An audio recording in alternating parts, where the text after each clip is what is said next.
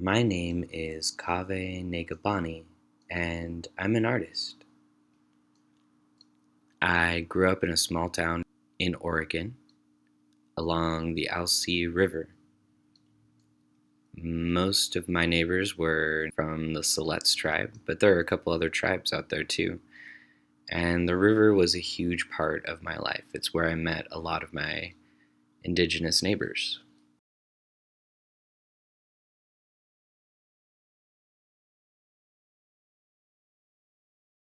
I grew up making bows and arrows with my indigenous friends, and we would hunt each other and catch crawdads and build forts. This group of kids would play along the river and plant and harvest and build habitat for fun.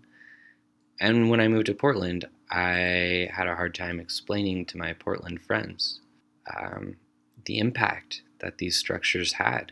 It was just getting lost in translation. So I started building in winter when the ground was wet and the plants and the animals were dormant. I wove pre-standing trees together, and I built scaffolding with the dead wood and the sticks that were turning the forest floor into a tinder box. I chose this spot for two reasons. First, it looked like it was going to turn into an island, but also the land was sick. There was a fungal infection on the trees and the blackberries, and there was garbage everywhere. And I started clearing out the infected material. I put rosemary on the soil to kill off the fungus and the decaying leaves on the forest floor, and I sprayed the plants with peppermint and chamomile tea, which both have antifungal properties. Since I couldn't build a fire where I was, I had to get creative. I couldn't just burn the infected material and the blight and the rust mold. I had to hike it almost a mile up to the trash cans where the Forest Service and the Park Service would pick it up and take it the rest of the way. And we actually started leaving each other research. They left me tools.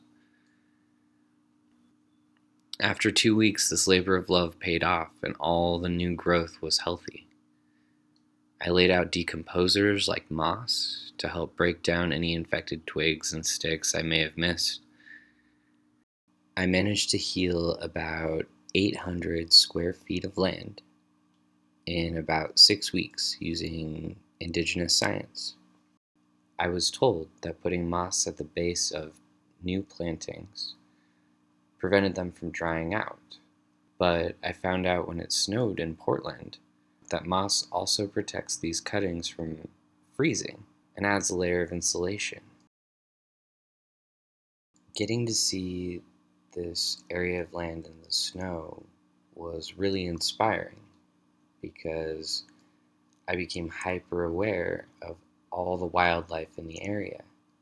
There were just footprints everywhere, and the carrying capacity for this land didn't look like it could provide the food sources that were needed for the populations that live there. Indigenous science teaches you to look at habitat as a life support system. You learn to consider carrying capacity and how to increase it. Indigenous science is a mode of scientific analysis that teaches you to observe first and to think in terms of food and medicine in quantities that can sustain wildlife. And then I started reintroducing food and medicine plants into the gardens.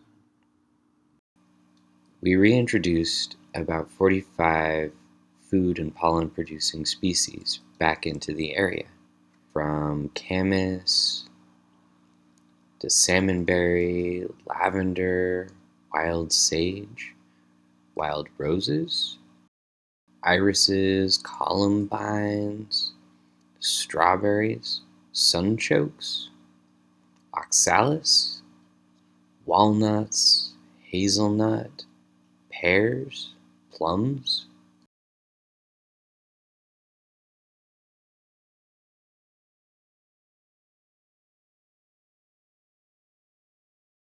People started to find the fort. The coyotes kept bringing me bones, and hippies kept putting these bones in my baskets. And one day I showed up and there was an altar set up in the fort. And then there were two. I started to build fences to protect the gardens and homes and habitat, and painted animal silhouettes on the rocks to remind these anonymous discoverers that this was supposed to be a place for animals. And people started to bring me cuttings. I started to meet people. They were helping me pick up garbage and bringing tools. People and animals were starting to build the functional relationships I had been trying to explain.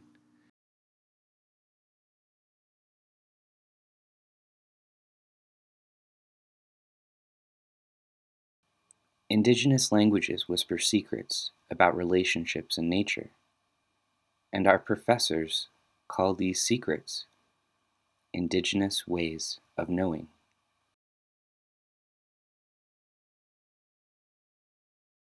You also study multiple languages. You start to understand how one morpheme can tell you if a plant is food or medicine or poison. You'll be sitting in a classroom one day wondering why the word for mushrooms and beaver chips have the same ending.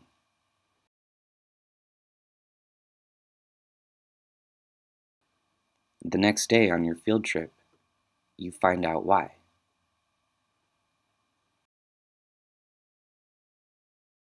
The tribes have been coming together to decide what to share. Indigenous science courses are already offered on PSU campus. These are 4-credit courses, and you satisfy lab requirements with fieldwork, like restoring habitat. Indigenous science is restorative. It's a mode of scientific analysis that specializes in animal behavior, herbalism, weather observations, timekeeping, population monitoring, sustainable harvesting, and habitat restoration. You won't be dissecting frogs in these classes, but you will learn their needs at different stages of development and physically build and enrich habitat as their needs change.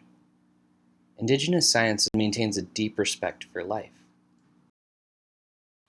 And it is their hope to make these full credit courses an equal option along the lineup with chemistry or biology as a core science class.